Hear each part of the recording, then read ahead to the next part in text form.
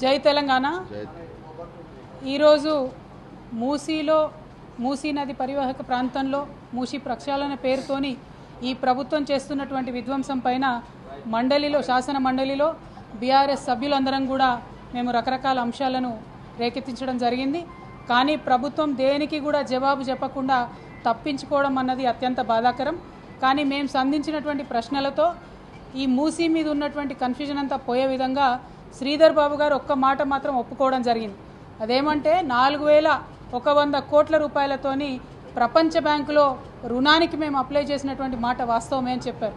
మరి ప్రపంచ బ్యాంకులో రుణానికి పోయినప్పుడు డిపిఆర్ లేకుండా ఎట్లా ఇస్తుంది ప్రపంచ బ్యాంకు అని మేము అడిగిన దానికి మాత్రం ఆయన సమాధానం దాటవేసిండు. ఇవాళ ప్రజలుగా మనందరం ఆలోచించుకోవాలి.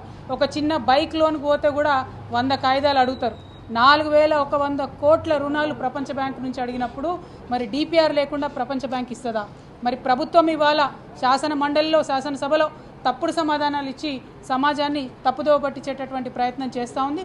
దీన్ని మేము తీవ్రంగా ఖండిస్తూ ఉన్నాం.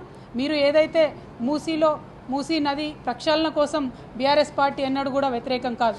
కానీ ఒక ప్రణాళికబద్ధంగా స్టేజ్ వైజ్గా ప్రక్షాళన చేయాలని బీఆర్ఎస్ పార్టీ భావించింది.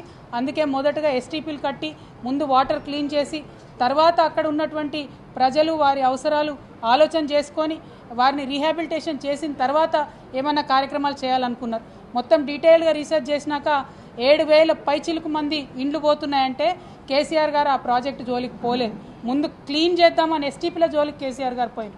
కానీ రేవంత్ రెడ్డి గారి ప్రభుత్వం 7000 మందికి ఎఫెక్ట్ అవుతుంది డైరెక్ట్గా అని తెలిసినా దాదాపు 15,000 పైచిలుకు మందికి ఇప్పటికే మార్కింగ్ చేసినా ఏమాత్రం కనికరం లేకుండా వారికి ప్రత్యామ్నాయ గృహం వసతి కూడా కల్పించకుండా మరి బుల్డోజర్లతోని ప్రజల మీద పడడం అన్నది చాలా దారుణమైన విషయం. ఒక పక్క ప్రజల్ని ఇబ్బంది పెట్టడం, ఇంకొక పక్క శాసనసభలో శాసన మండలిలో తప్పుడు సమాచారం ఇవ్వడం, ఇవి రెండు కూడా ప్రజల్ని మభ్యపెట్టేటటువంటి కార్యక్రమాలు. వీటిని బీఆర్ఎస్ పార్టీ తరఫున తీవ్రంగా ఖండిస్తూ ఉన్నాం. మూసీలో పేద ప్రజలు ఎవరైతే ఉన్నారో వారికి చిన్న ఆస్తి నష్టం కూడా జరిగినా బీఆర్ఎస్ పార్టీ ఊరుకోదు, మీ పక్షాన నిలబడి పోరాటం చేస్తుందని చెప్పి ఈ సందర్భంగా తెలియజేస్తూ